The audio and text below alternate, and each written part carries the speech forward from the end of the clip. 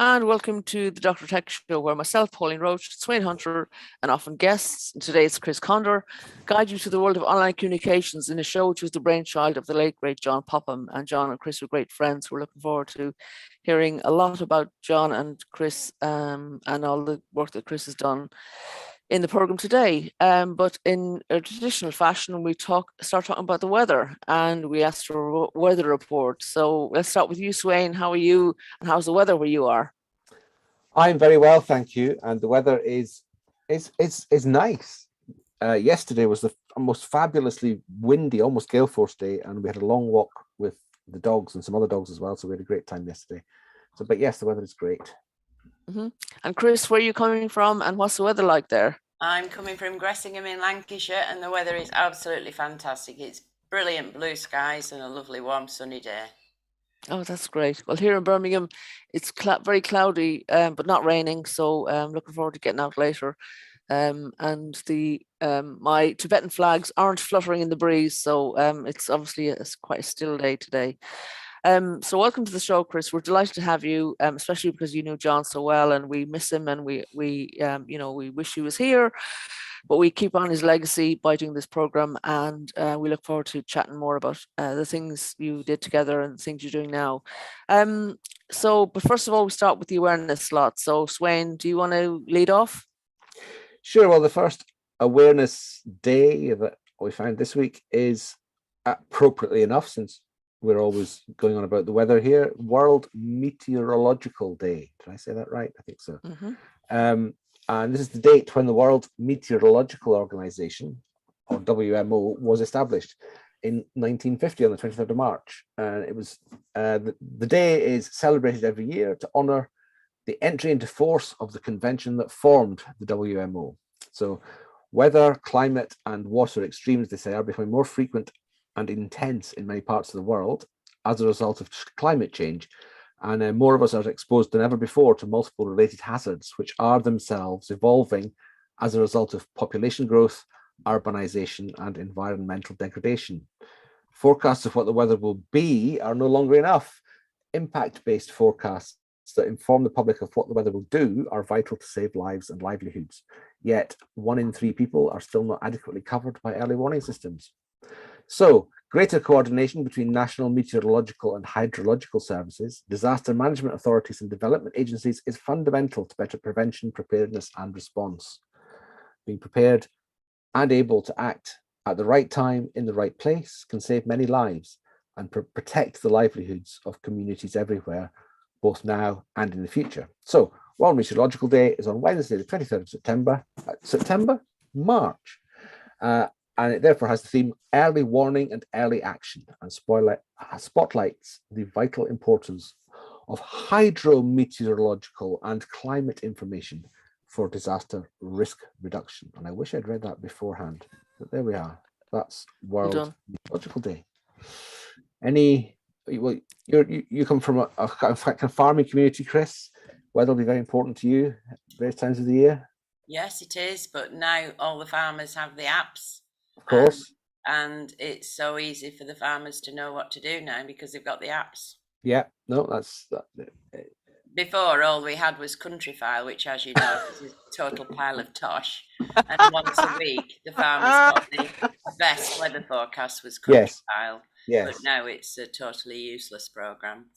So not even the weather's any good. So is it? No, the weather's probably all right, but they got it on the app before they watch the program, so they don't need the program. Yeah, of course. Which apps are the most popular, Chris? I haven't a clue. The boys all have these smartphones now. So the whole business of farming runs virtually through WhatsApp and Snapchat. Yeah. Right. And if anybody tips a trailer over, it's right through Snapchat, and the whole valley is laughing at that one farmer. I thought you were going to say they're all going to go to hell. Well, that's what I thought. Yeah. Normally, it would take a week to percolate through the auctions and the grapevine. Whereas now, the minute you tip a trailer over, the whole valley knows. Yeah. Okay, so still has its drawbacks. So we've got one other awareness day, I suppose we call it, and this is a An unfortunate and very recent day. It's the 23rd of March again, is also National Day of Reflection, which is organised by Marie Curie charity, and it'll be the second anniversary of the first UK lockdown, and they're asking people to come together and reflect upon our collective loss and support those who've been bereaved and hope for a brighter future. Since the first lockdown began in 2020, hundreds of thousands of people have died. Too many lives have been cut short and millions have been bereaved. So behind the statistics, and whatever the cause, every death has been devastating for the people left behind. There are still tough times ahead, they say, as the death toll continues to rise. But this annual day will give us all time to pause and think about this unprecedented loss we're facing and to support each other through grief in the years to come. There'll be various online events on Wednesday as guests share their thoughts, words and songs. And together we're invited to honour loved ones who have died and reflect on the challenges we've overcome. And there'll be a minute of silence at 12 noon on Wednesday as well. At 8 p.m. there'll be, At 8 p.m. we'll come together to light up the night, as we're calling it. Stand outside with a light, a candle, a torch, even your phone, to remember someone who's died and show your support to people going through bereavement. And alternatively, you can shine a light in your window for everyone to see. And the hashtag for Wednesday's Day of Reflection is #DayOfReflection. So that's the second anniversary of the first lockdown. And still, and gradually we're coming out of it, thank goodness. Although it's not gone yet. It'll never go. It'll never go. No, it'll never go. So moving on then to an event. We usually try to highlight an event at this point in the program. This week we have got the Charities Finance Group's annual IT and Digital Conference 2022. And it's just reflecting the fact that during the pandemic, digital has become a priority for a majority of organizations, and many have been thrown forward in their digital inclusion by as much as 10 years. Well, we might argue that one way or the other, but I think everyone's been affected. But is this shift here to stay, and have charities started to embed digital change for the long term? Anyway, this year's conference, Digital and IT Conference, will have a program with sessions including digitalizing the finance function, hybrid working, cybersecurity, bridging the skills gap, and more. And the event is open to all and would be especially valuable for those with responsibility for finance or IT functions across the charity sector. And the event's taking place online, and you can register on the website, which is on the screen at the moment, and which will be included in the description for the YouTube video that this will turn into, this program will turn into. So that's that. Pauline. Great. Yeah, it's great to see that happening, because charities were not ahead in their digital transformation, before the pandemic, and it has been an opportunity for lots of them to try things out and to kind of upskill. As we recognize, a lot of people are building their digital skills on top of fear, though, and kind of not exactly fear and loathing maybe, but certainly fear to some extent, because they were afraid of being left out and leaving their users out. So there's been good and bad in the developments, but we hope that people are kind of appreciating now the learning that they've done, even though it's been difficult in some places, and that they benefit from this, and that the people they're serving benefit from it as well. And we know it can be really good. So great to see that happening. So now we welcome to the show formally Chris Condor, who is a broadband campaigner since 2000. Working with Lancaster University to build a wireless, help be one of a group of people building a wireless mesh network in the valley that she lives in, becoming a founder member of B4RN, helping to build a fibre network in the rural area that she lives in, and it now has 10,000 customers, mainly in the northwest. In the area that Chris lives in, normally rural download speeds average about 28 Mbps compared to 62.9 on average in urban areas. But B4RN delivers 1000 Mbps, which was an amazing thing to read on your website, Chris, on the barn website. And it sounds like perfection. Welcome to the show, and thanks for joining us today. Thank you. It's great to be here. Yeah, I see that Sven's showing the Facebook page. So if anybody has any questions for BAM, they can pop them on the Facebook page and somebody will answer them. We also have a computer club for all our friends and customers. If you just go back a page, Sven, you'll see John there. Oh no, you can't quite see him on that picture. That was the day of the spades, and John came and he live streamed it. Oh right, yes. Yeah, what was that? What was that then, Chris? What was it about? That was the day when we said to all the people, come to this event. We're going to launch barn on that day, and the mayor is going to turn the first sod. And I see the mayor there. That's the mayor there. Yeah. Okay, yeah. He died as Woody, but he was a brilliant mayor. And Eric Hollenshaw, our MP, came as well, and the digger man came, and Walter was there. Do you remember Walter? Little Walter, the first shareholder? No. No, I don't think I've heard of Walter. He actually died a couple of weeks ago. But that's a shame. And the people turned up with the spades, and it was called the Day of the Spades. And they do each have a spade. I can see now. Oh yeah, they all have a spade. I hadn't noticed that till this minute. Even the children have a spade.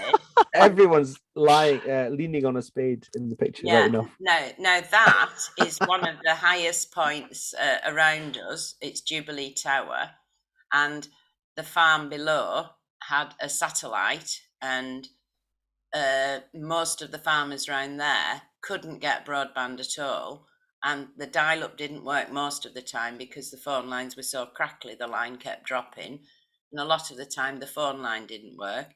They couldn't do satellite because of the south-facing hills. Because which year would this be?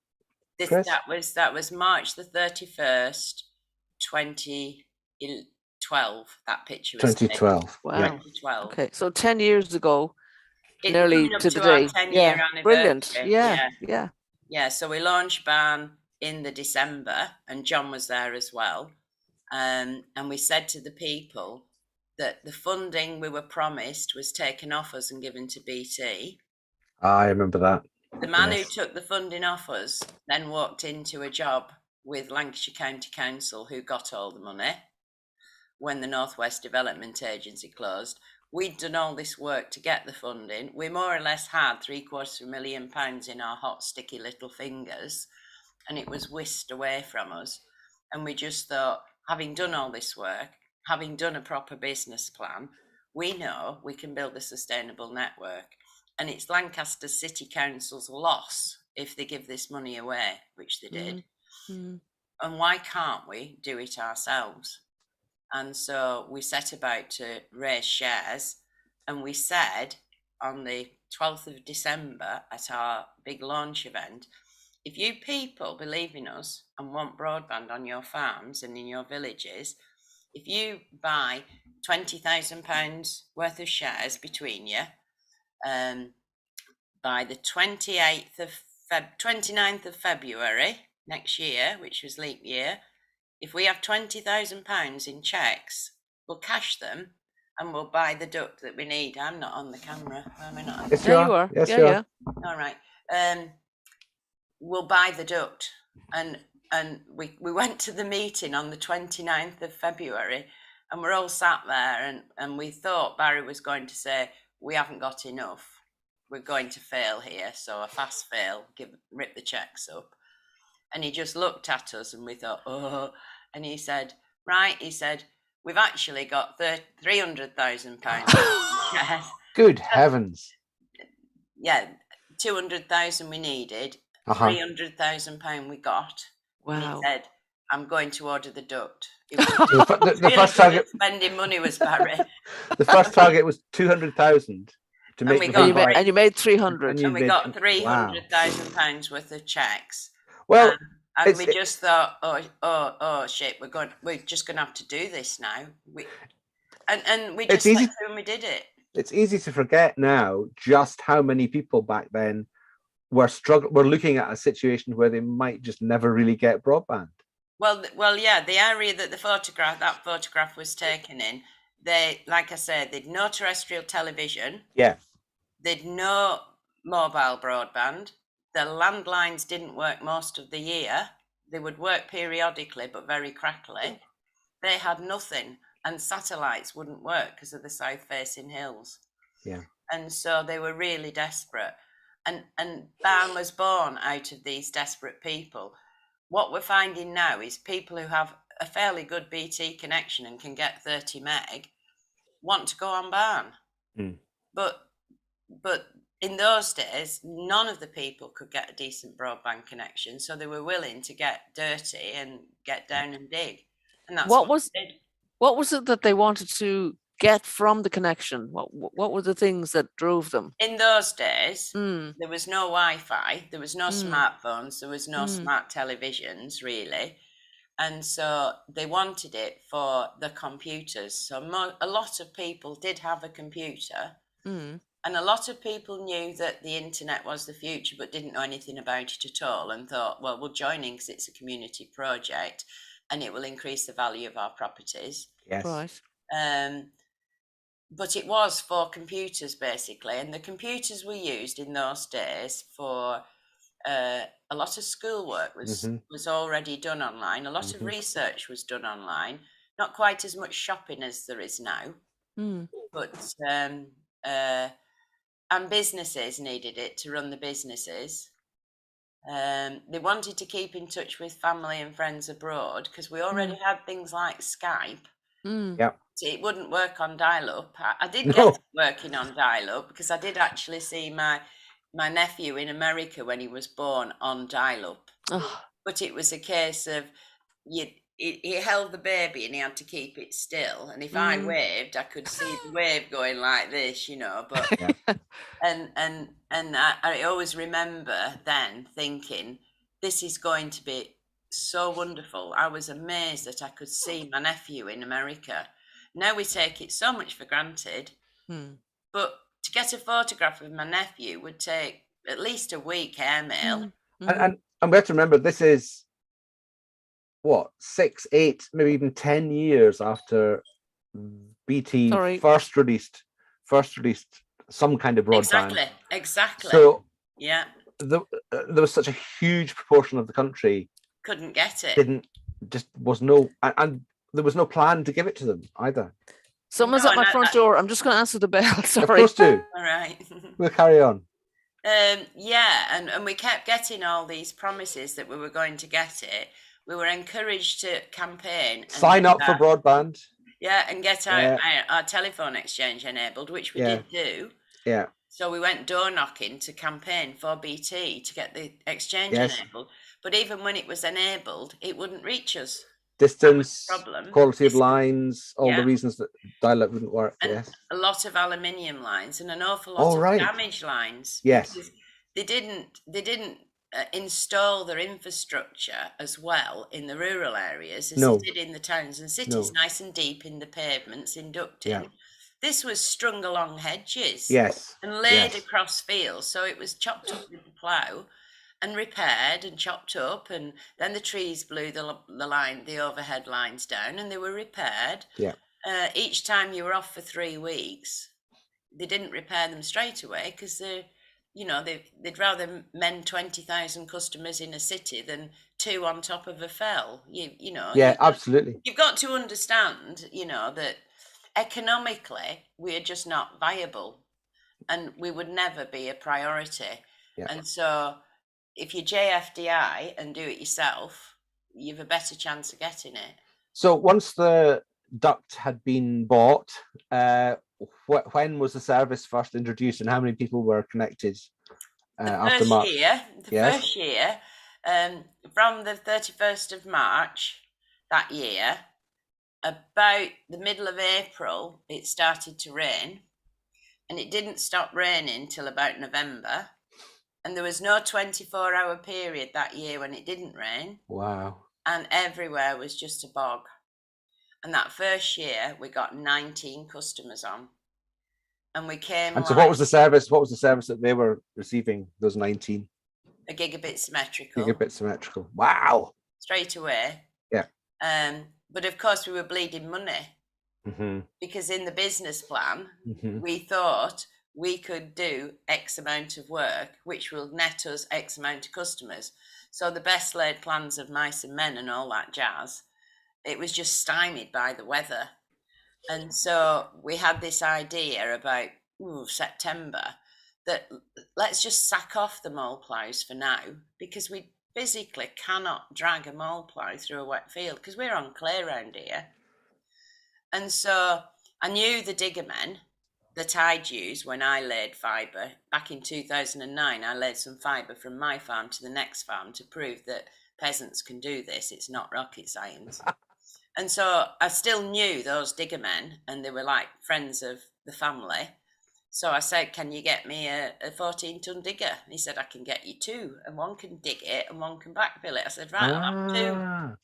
So we said to this village, and this village was the third village that kicked off. So we were working really on the fells in very, very, very remote places. But this was a quick hit where we could get 100 customers. So you get the customers in and get the funding, get the funds in. In one hit. Yeah.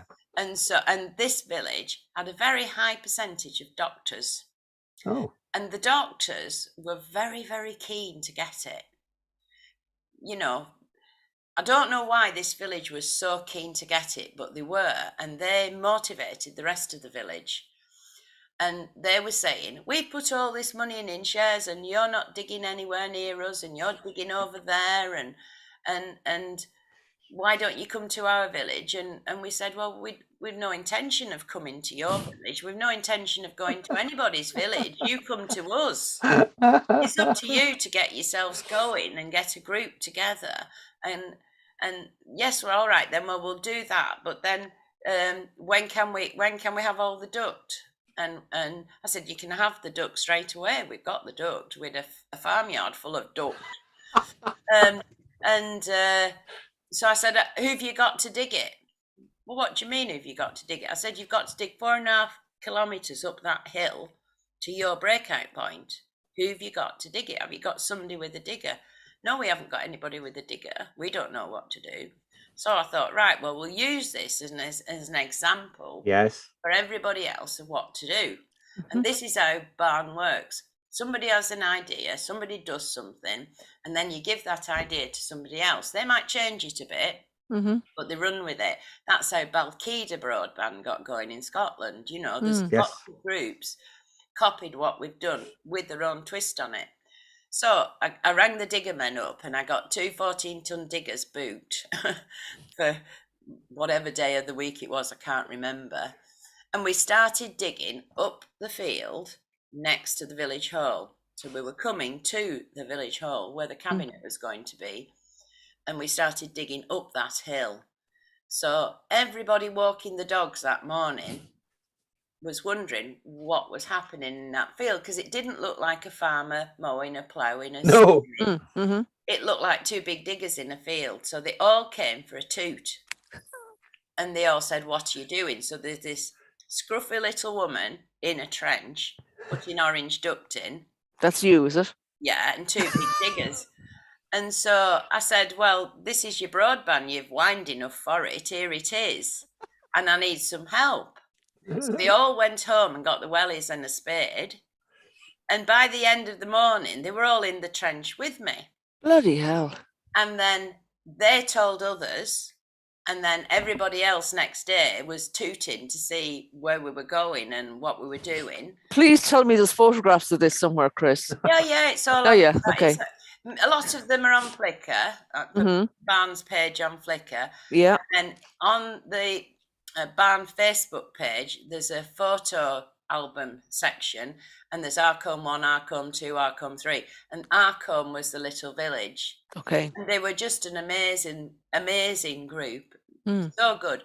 But what I found, which is what was passed on into the barn ethos, was somebody would come with the spade and the coat and everything else, and we'd all be working away, and I'd show them what to do. And it's relatively simple. It's not as simple as Barry said it was.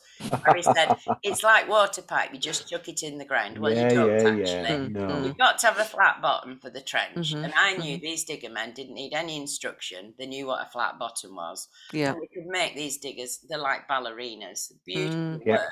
Yeah. So all we had to do was roll the duct out, lay it in the bottom of the trench, put your foot on it to keep it in place, and then with a spade or a rake or a trowel, whatever, or your hands, you bring in some of the topsoil, some of the soft soil, and just press it down as you're walking along. So it's a relatively simple job.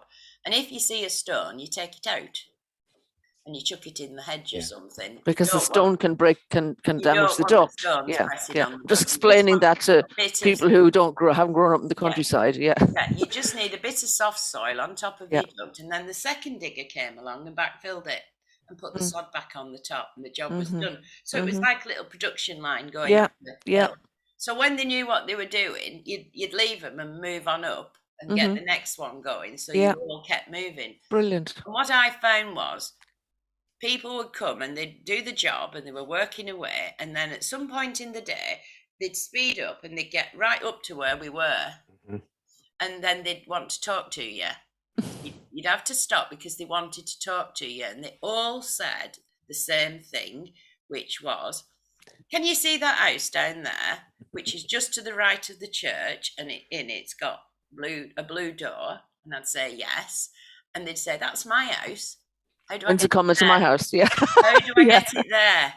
Yeah. And that, it didn't say when is it coming to my house. Okay. This is the difference from the start to the middle. They said, how do I get it there? And the answer was, when we've got up to the top and coupled you up to the line at the top of Locker, these diggers will be going home. But if you want to carry on renting these diggers, it will cost you, and I think it was £50 a day, something like that each, £100 a day each. You can then say to these digger men, can I boot you for next week? And then you can dig from the cabinet right across the field, down the backs of all those houses till it gets to yours. And on the way, you drop a duct out for every one of those other houses. Yeah. Well, they might come and help us. I said, yes, they might.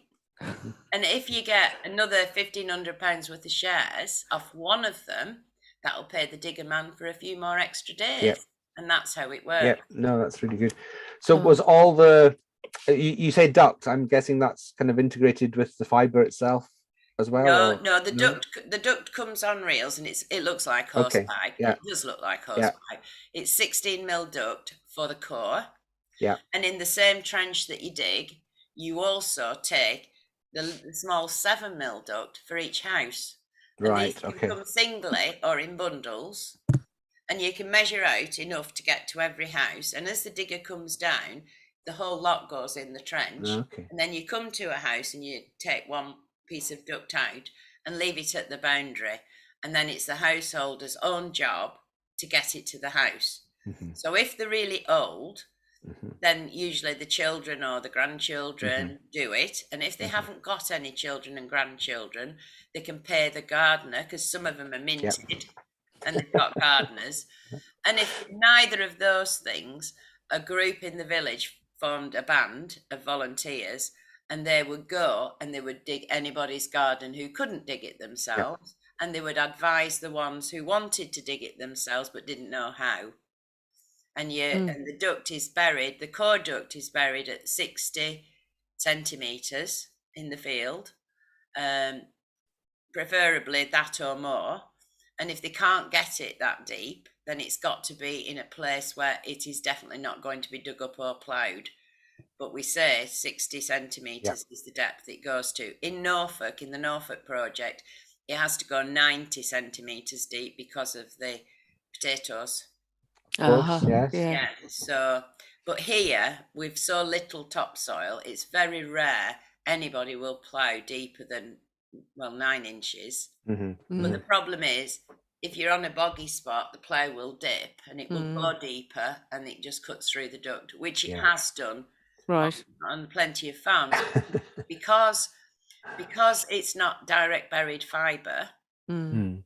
it's in a duct. Mm. Every chamber, every 500 metres has a 20-metre loop. Mm. Right. So you pull So you out can pull out and 2 join. metres from Yeah. each side of the break, and Mm. you can mend the break.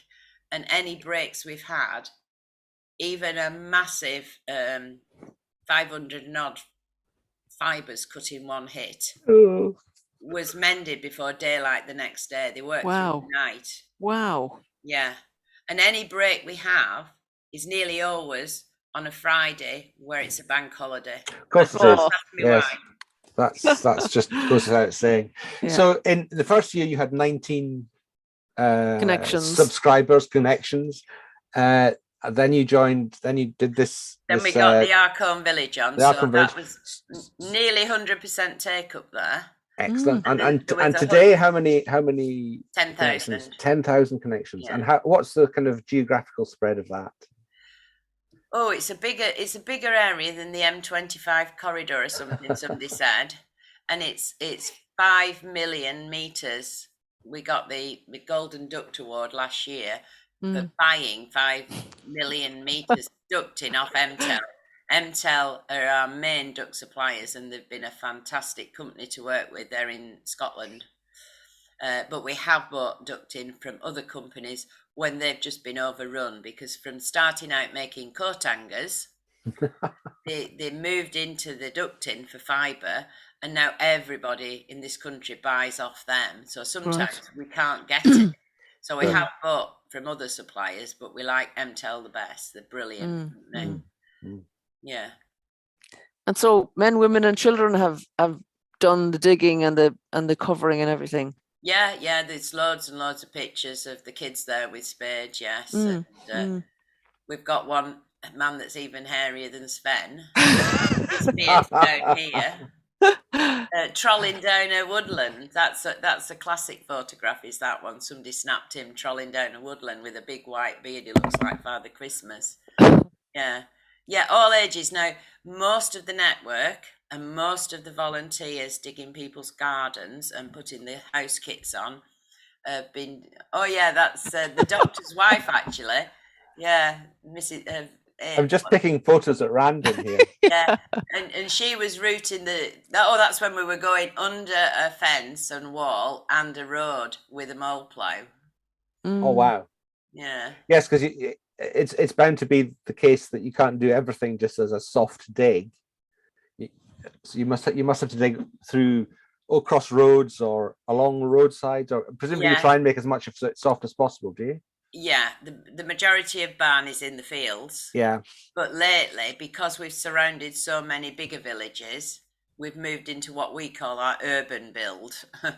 So it's not really urban, it's still a village in the middle of nowhere, but we go through the pavements and the roads. I can see that Barn has a keen sense of irony. Well, you have to have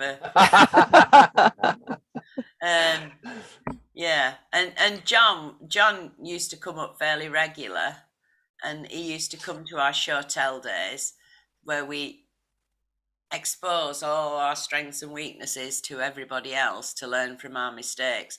So we've had GigaClear, Hyperoptic, City Fibre, Community Fibre, all the new altnets. They've all been to see what we're doing, and they've taken the things that are good, and they've learned from the things that are bad. And the majority of them are staying out of rural areas. Oh, interesting. Yeah, because you can make money from broadband. Yes. If you've got a lot of customers in a small area. If you don't have 5,000 meters, 5 million meters of duct to look after. Yeah, well, apparently you can go to the Bahamas and back with what we've done. And it takes longer than 4 hours to drive from one end of the network to the other. And we've got the baby barns, so we've got a northern outpost at Allen Valleys, Hexham Way. That's quite a good picture there of literally the trench with the duct in it. Are you sharing the picture, Sweyn? Am I not sharing the picture? I think no. Oh no, I've been sorry about that. There's a picture of the trench. Okay, yeah. That's again that one's in Arcombe. And that's more or less near the top of Locker. That lady stood there in the trench. she lives at the house where the breakout point to the Sao dark fibre is. Right. Yeah, and he's a doctor. Mm-hmm. Oh, and that's Tom Hartley on the left, and he owned the mole plough, and he'd got through with the mole plough, and that's the subduct we were shoving through the hole, and then we had to shove our duct through the subduct. Oh, Says, no. have you nothing better to do than take bloody photographs? Well, we've got to have these photographs for historical purposes. Yeah, You're absolutely. absolutely right. Absolutely right. Mm. No, they're great pictures. They really are. Yeah, and there was Fantastic. volunteers going around the village, door knocking literally, and saying, it's coming. Do you want any help? Do you want any more information? And the man on the left, that's Ian Robertson. So he was our first fusion splicer. And I went on his training day. There was 3 of them got trained, 2 dropped out, and he continued. And I went on his training day to take photographs, as you do. And so I watched them learning how to splice. So he learned how to splice, and he was all we had. But he was colourblind. And he wouldn't read spreadsheets at all. Oh, I can't be doing with all that fussing and faffing. Just tell me what to do. And in the end, I took the splicer home, and I just sat and spliced for an evening. And that is how easy it is to splice. You can learn it in 5 minutes, basically. It's not. For someone who doesn't have any technical knowledge, Chris, it's what is The splicing? 2 fibres together. Yeah. And the fibre is like a hair. Yeah. It's a tiny wee thing. And you've got to strip it and clean it and pop it in this little machine ever so carefully and press the button. And that's it, really. And then you put a little splice protector on that's heat shrunk. There's films of that. How many of them do you have to do? Well, in some cases, one fibre core can be 288. But 288 what? Different fibres. Okay, right. Joined. Yeah. Oh, wow. And then they're spliced together in an enclosure that has a fancy name, but we call them bullets. And each bullet you open up, and it's got little trays in, and each tray holds a tube. Each tube has usually 12 fibres in, but it can have 36 in. And then there's multiple tubes. So we've got 12 fibre, 24, 48, 72, 96, 144, 172, and 288 core fibres that we can choose from. That's a bullet. That's a bullet. Yeah. And that was I can't remember her name now. She works at the primary school. And you can see the fibres coiled there as well, I think. Can you? The extra 20 meters. The black bit is the 20 meters of coiled fibre. The orange bit is the ducting holding it, and you just need enough ducting to come out to fix onto the blowing machine. And then, so you can see the black fibre going into the bullet, and that is the Abbystead line. So that will be a 144 fibre. There'll be 144 fibres in that black bit, and then coming out of the chamber is a yellow, a white, an orange duct. There's a few ducts there, and each one of those ducts goes to a house across the road, including her house. And inside that duct is a 2 fibre that goes to the house. And when the 2 fibre comes into the bullet, it's fused to 2 fibres of the 144. Of the 144. Yeah. Yeah. And then the main fibre then goes on to the next chamber. Yeah. So you're using Jackie, 2. She's called Jackie. Yeah. So for each new connection, you're using 2 of the fibres in the 144. In the core, yeah. So 144 is 72. You can do 72 different connections from the one. No, you've 72 fuses to do. Oh, sorry, yes. Yeah, so each customer gets 2, but the orange one isn't used. So there's a blue and an orange fibre in each of the 2 fibre blows that go into the bullet, but we only use the blue fibre. The orange is there for emergencies or a spare, or if somebody else invents something like the internet that needs fibre in the next 100 years. As they will, yeah. It's a bit overkill, but it's future-proof, yeah. So once people get their broadband, Chris, do they stay involved in the project, or do they kind of then hand it off to somebody else? It varies a bit. Most of Barn is built by retired people. So what we're after is people who've retired early and they're still fairly fit. And if they're real community spirited, they never leave us. And some of them end up getting jobs with us. They don't want a job with us, but they're nagged until they get a job with us because what they've learned is too valuable to lose. And you can't take a person from a recruitment agency and expect them to do what these people do. No. And you can't train them to do what these people do. So our best staff are people who have been volunteers. Some of them are reasonably young, so we've got plenty of mileage left in them. And when you've left a community and it's finished, there's always going to be a few people who didn't want to go on and didn't know what it was, and really too poor and sickly and old to even care what a computer was. You know, you can't bully people into taking broadband if you don't want it.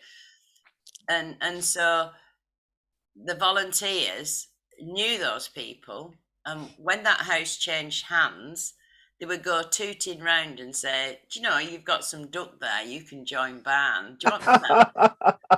And so they've stayed involved. And also, when you make a connection and the printer won't work because they've changed routers from BT or whatever to Barn, and the printer won't work now, it's the volunteers who went hand-holding and helping the rest of the community.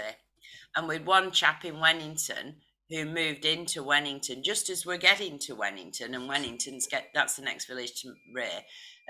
Wennington was getting going, and they were recruiting elderly gentlemen to go digging, and he'd just moved in, and he'd retired, and his wife had retired, and he was wondering what he was going to do in this sleepy little village with no shop or anything, just a church, what he was going to do with the rest of his life. So he enrolled in a gym.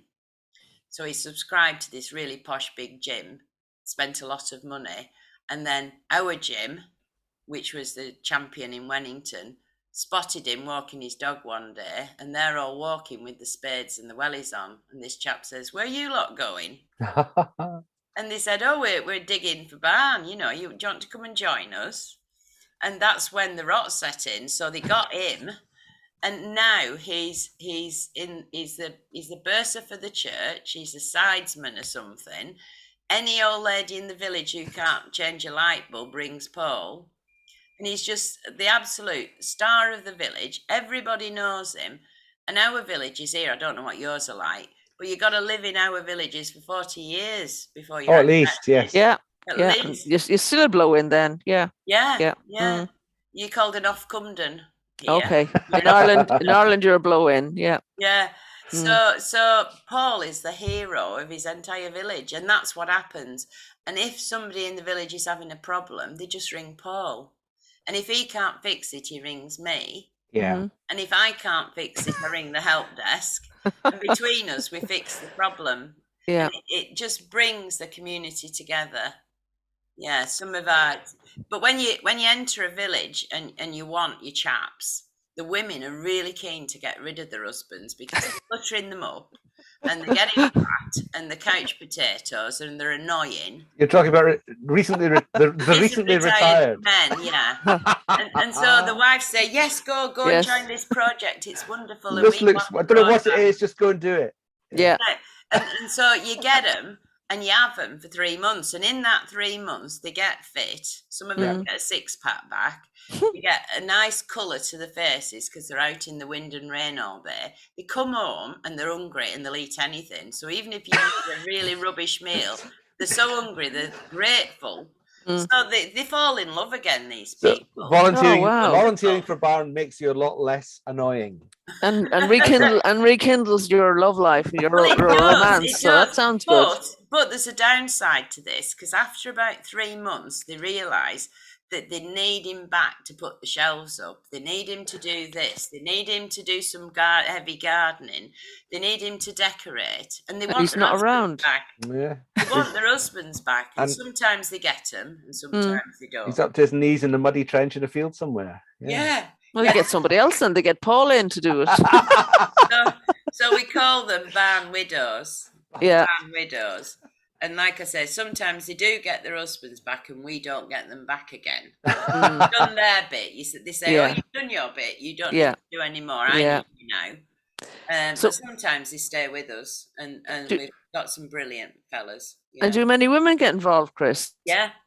We had a young woman who was working at this concrete factory when I first met her, and I went to fuse the concrete factory, and she says, what are you doing, your box of tricks and everything? So I said, oh, it's easy, I'm just doing this fuse and then it'll come live. Oh, wonderful, can I watch? And so I let her watch. I said, you can have a go if you want. So the first one's free, as they say. And so so she motivated her village to join the project. It wasn't in the original plan, but it bordered fields. So she motivated all these people to get going, and she was like the local champion for her stretch of the village. And she was really well into it, and she really enjoyed it. And she's a real bossy person. She's dead organised and bossy. And I said, don't you fancy a job at Barn? You'd be great working at Barn. And blow me, we've got her. She's quite young. She's only sort of 45, something like that. So, we've got plenty of years out of her. That's great. So a lot of women, like Vicky Abram, who you saw with her hand down the bottom of the chamber, she came out in the trenches day after day. So two things. You've been, I think one of the things that's most impressive about Barn is just how future-proof it is. I mean, as you say, even if they invent something to go alongside all of our current bandwidth requirement and needs as much again, but also the fiber connections will not be swamped by anything that's conceivable. No, but they used to say, whatever they used to say was enough for anybody. I mean, the Northwest Development Agency said 2 meg was enough for anybody. Yes. And 64k of RAM was enough for anybody. Yes. So who knows what's coming? But the asset of Barn is the ducting. And that was Barry's genius. When I laid fibre, I just laid fibre. But if that gets broken, it gets broken. Yeah. Whereas ducting, you just pop some more fibre in. Because the ducting is the asset. Asynchronous gigabit, though, Chris, I think you're safe for a couple of years yet. Yeah, but I've also got 10 gig feed at the farm. Right, okay. So I've just moved house, so I'm at a different place now. So I'm more in the valley now, but I was on top of the hill. And while I was on top of the hill, I made a little YouTube video of me testing a 10 gig connection. So I took my router off. I put a 10 gig router on in my house, which is a simple procedure, although you can't do it yourself, you need a clean pen, you've got to do it properly. So I did that, and then we put a 10 gig optic in my slot in the cabinet and plugged my fibre into that slot. So I had a 10 gig feed. So I was using this laptop, because this is my newest laptop, with an Ethernet adapter, because I've no Ethernet on this laptop. So I borrowed a £240 Ethernet adapter that I could plug a Cat6 into from the router, and I did the test. And this laptop, I managed, I think it was 7,000 meg and 8,000 meg upload. Wow. On a 10 gig connection, but at the same time, I was doing a gigabit test on my desktop, and I had about 6 gadgets all doing different speed tests at the same time. At the same time, yes. And the first thing to fall over was the Ethernet adapter, because after 3 minutes it got so hot. I was going to say, yes. Yeah, so even a £240 adapter got too hot. Yeah, we can't cope with 10 gig just yet. No, they're just not engineered to do things that fast. I passed the router to another customer who wanted to try it, and he's really technical, whereas I'm not. I mean, I can plug things in, but he's a technical person, and he built his laptop up, so he put a 10 gig card in his desktop. He did all the clever stuff, and he's managed 9,000 meg. And that is on that's on our website, I think, somewhere, and it's on Twitter. The picture's out there. He took a picture of it. So So just by swapping a bit of equipment, I can have 10 gig, and there's no reason why I couldn't have 100 gig. You know, I can have as much as as much as technology. Yeah. Now I can't use a gig. I mean, if I could have got 30 meg from BT, I would have been quite happy with that. But not when the grandchildren come. No, not when they're all trying to watch different television programs in different rooms and all that. Play different games. Yeah. And video calls and gaming. What do other providers think about what you're doing, Chris? The engineers think we're wonderful. If you get a BT engineer around here, they'll say to people, well, why aren't you on Barn? Barn's here. Why aren't you on Barn? BT themselves have copied a lot of the stuff we spoke about in the early days. So the community fibre partnerships that BT say, well, if you do this, we'll do this, was born from the Reg-Ed conference in 10. And Bill Murphy was there, and he heard what we were doing. And from BT. Yeah. And he took that on board, and he was big in BT. Yeah. Whatever. And they said, you know, they do that. But the difference is when you do it with Barn, you still own the network, because the network doesn't belong to Barn. It belongs to the people who are paying for it. You do it with BT, you can kiss goodbye to your money. That's right. Your community's handed over £100,000 to BT for their, and all they will get is a cabinet. So all the farmers and all the little rural businesses that are kicked off in the dilapidated farms, because a farm goes bust, or there's no inheritors, so the farm's sold. The land is farmed by other farmers, but the farmhouse and the barns and the stables are empty. So that goes to developers. And it's usually bought by people with young families or businesses, and it becomes business units. A lot of farms around here have 6 business units. And they're not going to get anything from the cabinet because they're too far away. Yeah. So you've put all your community money into Openreach, and your farmers haven't been helped. Yeah. And the farmers have realised that. And so the farmers who Barn goes through give us free way leaves. That's part of their That's part of the deal. Yeah. That means that you can access their fields with their permission. Is that right? Yeah. It means we don't pay them anything, whereas BT have to pay them something. Yeah. And so the farmers then get a kickback from BT, and they're quite happy with that, but they still don't get decent broadband. Yeah. So 10,000 connections, is there a plan to increase that, or is that a kind of sensible number to maintain, or what's there's a lot of politics. There's a lot of politics going on now, and so what there is at the moment is government vouchers from BD UK. Yes, of course. They're very, very difficult to organise and get. We have 2 full-time members of staff now just doing vouchers. We've actually 80 members of staff now running. Wow. 80, wow. Yeah. Okay. Because we're in big build, and we've gone into urban build,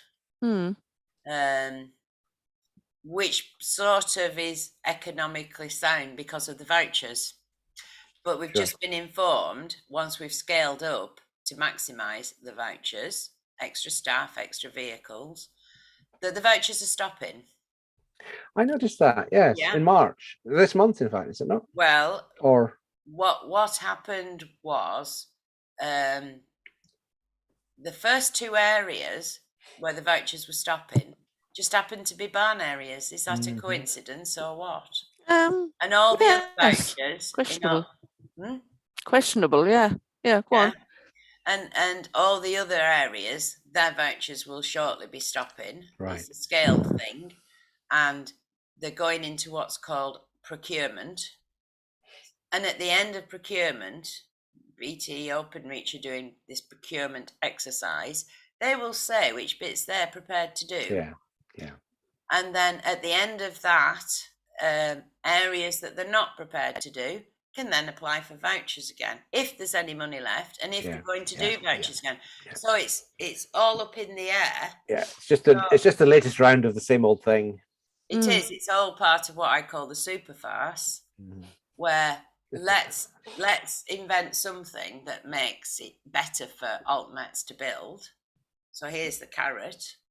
The altnets see the carrot and think, wow, a carrot, let's be having some of that. We can go and do that, and we can go and do that. And then you commit to doing that. And then you say, and when you've got enough of them doing that, just lift the carrot. That'll dishearten them all. They'll all get fed up and they'll go away and just ignore broadband and let us get on with it, because we know what we're doing. We're BT. Yeah.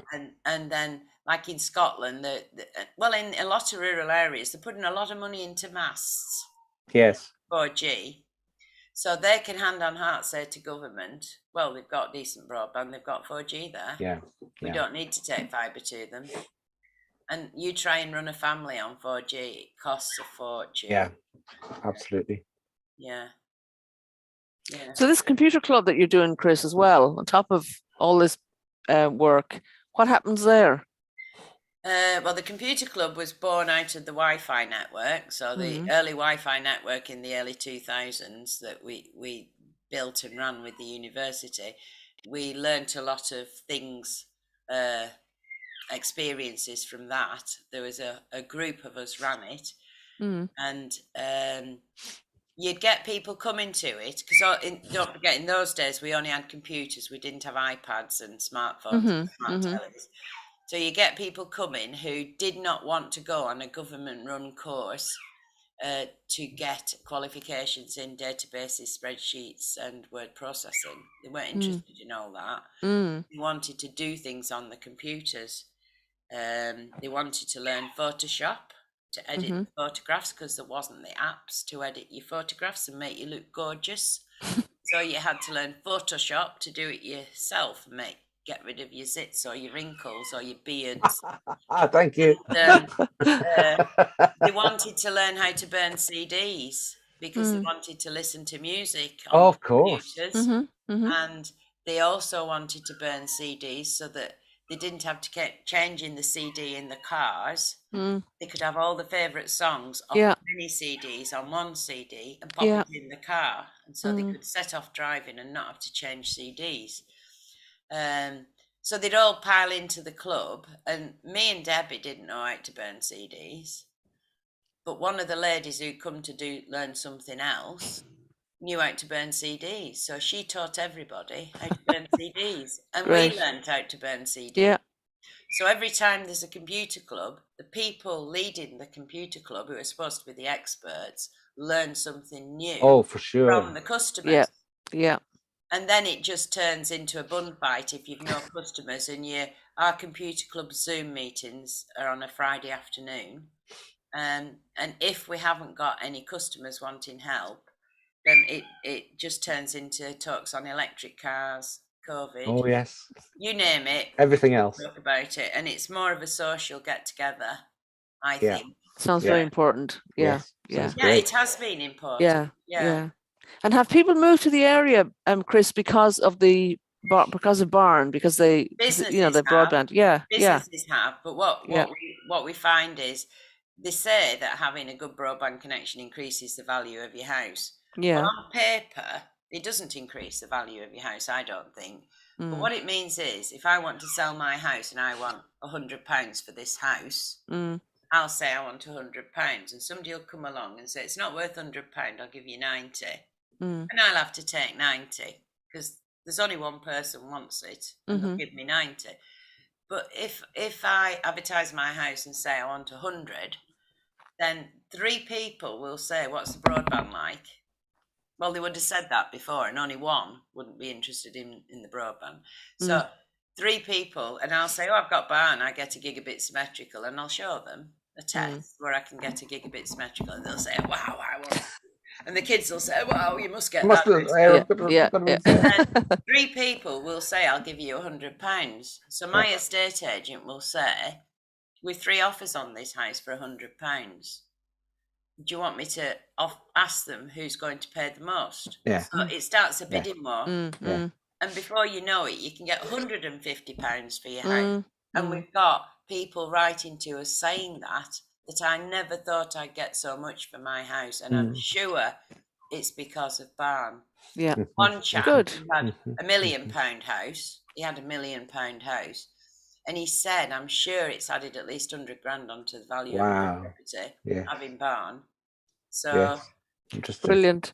We're actually running out of time. We've actually run out of time, Chris. It's been brilliant to have you. It's just I warned you, didn't I? No, you did. You did. No, we're delighted. We're so delighted to have you on the show. I did. One of the questions I asked you when I wrote to you was about what would you ask John now if he was here? And there must be a million questions. Is there anything that came to mind when I asked you that question? I'd ask him to come to our computer club Zoom meetings. He'd really enjoy him. And I'd ask him if he wanted to pop over and I'd cut his hair. Yes, because that's how this started, isn't it? You used to cut hair, and the postman said, "Well, you got diggers. Why don't you dig the trenches?" Well, that's right. The barn, the whole concept of barn wasn't me, like a lot of people think it is, but it wasn't. And it wasn't Barry, who is the genius who built it. It was the village postman. He said, well, why don't you just dig over the fells? If you're going from Cromer to Ray, why go all the way around Caton and everywhere and railway lines and all that stuff? Why not just come over the hill and let the farmers dig it in for you if it's that simple? And that was his idea, was fed to Barry, who then said it was a load of rubbish, who then thought about it, and then he came back with the plan. And the plan has worked, but it wasn't his idea, it was the postman's. Yeah. Brilliant. We gave credit where credit is due. Right. Chris, if people want to contact you after the shows, I'm sure they will, what's the best place for them to contact you on? With the Facebook page? They can write to Barn and just put attention Chris, and it will be sent through to me if they want to. And if they want my email address, it's just Condor, Conderr, Condor @gmail.com, and I'll answer any questions. Or they can put it on the Facebook pages and I'll see it. And if I don't see it, somebody will say, have you seen that? It's from you. We'll put details of the Facebook page and the contact details for Barn on the YouTube description for this program. Very happily. So thank you very much, Chris. Thanks a million, Chris. It's been a complete pleasure. We look forward to seeing you again soon in the future. Thank you very much. Anytime. Thanks, everybody. Have a great day. Have a great week. Bye. Bye.